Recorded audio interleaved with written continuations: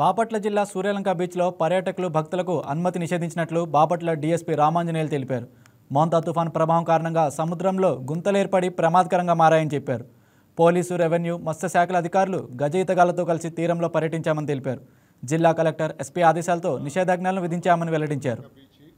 పాండురంగాపురం బీచ్లు కూడా క్లోజ్ చేశాం, నిషేధించబడిందని క్లోజ్ చేశామని తెలియపరచడానికి చింతిస్తున్నాం.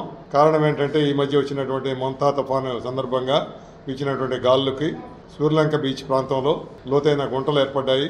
అవి బయటికి మనకు తెలియట్లేదు.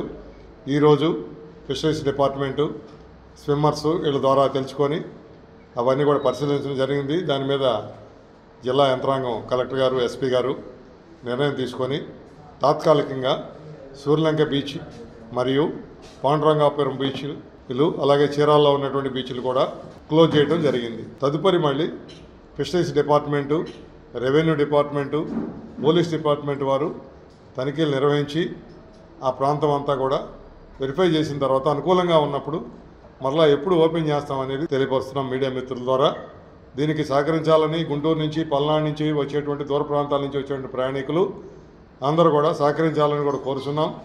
దీనికి సంబంధించి చెక్ పోస్టులు కూడా మేము సూర్యలంక ఫ్లైఓవర్ బ్రిడ్జి దగ్గర ఒకటి, అలాగే ఎయిర్ ఫోర్స్ స్టేషన్ దగ్గర ఒకటి ఏర్పాటు చేసి ఎవరిని కూడా లోపలికి అనుమతించట్లేదు. ఇప్పుడు అలల ఉధృతి కూడా ఎక్కువగా ఉంది.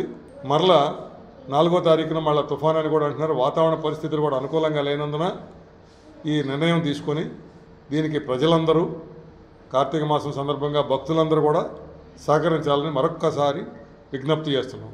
ఈరోజు కూడా వర్షం పడింది. ఇప్పుడు నిన్న క్లియర్ చేసాం, మళ్ళీ ఇప్పుడు వర్షం పడింది. సో వెహికల్స్ ఎక్కువ వస్తే పార్కింగ్ చేసుకోవడానికి కూడా అనుకూలం లేదు. మనకు ఉన్నటువంటి యాక్సిస్ రోడ్డు ఒకటే ఉంది సూర్యలంకకి వెళ్ళడానికి. ఇక రోడ్డు మీద ప్రయాణికులు, వెహికల్స్ అన్ని రోడ్డు మీద ఆపేస్తే ట్రాఫిక్ జామ్ అయ్యి ఇబ్బందులు ఉంటాయి. ఇవి అన్ని వాతావరణ పరిస్థితులు, ఈ అన్ని పరిస్థితుల దృష్ట్యా మనం మళ్ళీ రివ్యూ చేసుకొని అన్ని డిపార్ట్మెంట్లు, లైన్ డిపార్ట్మెంట్తో కోఆర్డినేట్ చేసుకొని చెక్ చేసుకొని పరిస్థితులు అనుకూలించిన తర్వాత బీచ్ సందర్శనకు ప్రజల్ని, టూరిస్టులని